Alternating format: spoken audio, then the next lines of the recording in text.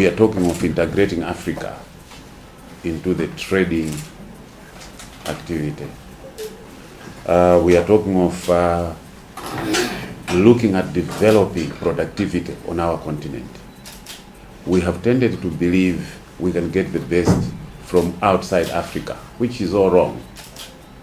So the African trade agreement, which was signed in 2018, has opened up a lot.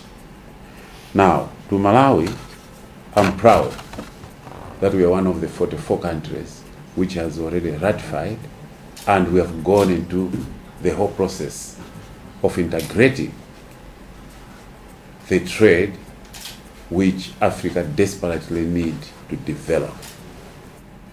It is necessary to make sure that every Malawian at every level, and likewise every country in Africa, everybody at every level must know what we are trying to achieve. The founding fathers of the African Union had a special dream for this continent.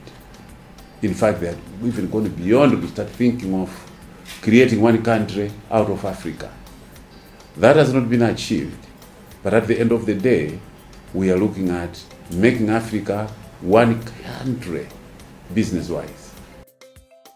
Every country has got its own unique products, and therefore you enhance the value chain of that particular product in that country and make sure that you get the fullness of it, and then it's marketed both in country and in the region. And the principle of SADC has always been, you've got a product, you've got 16 countries or member states that can consume that product. Beef from Botswana and Namibia and South Africa can be produced by 13 other countries. Chambo here in Malawi can be consumed by 13 or 15 other countries. So that is this principle.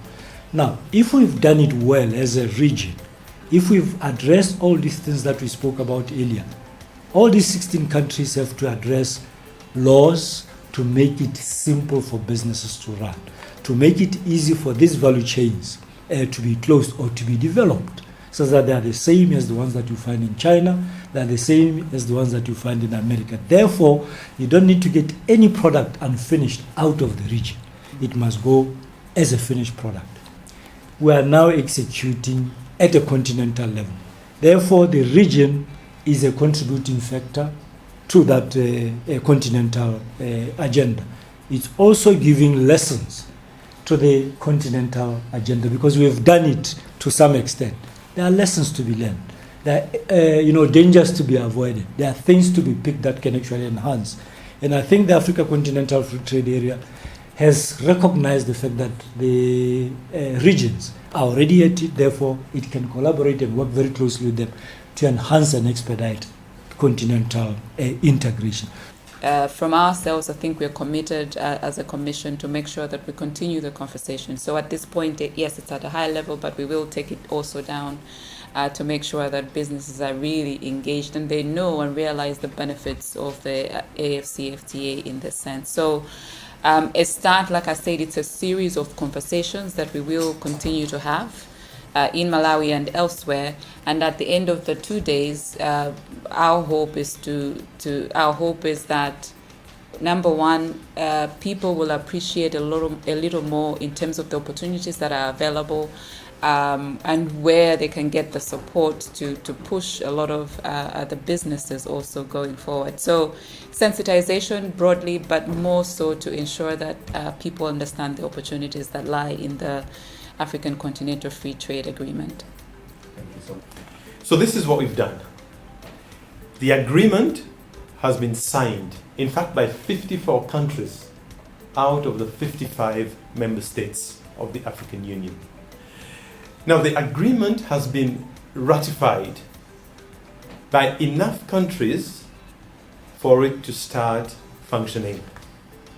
So trading has begun. This is a tool that we can use to assist Africa in its dream of fighting poverty on the continent. We are the richest continent in terms of what we have, in terms of the resources that we have, in terms of the beauty that we have. So we need to be able to make the most of this.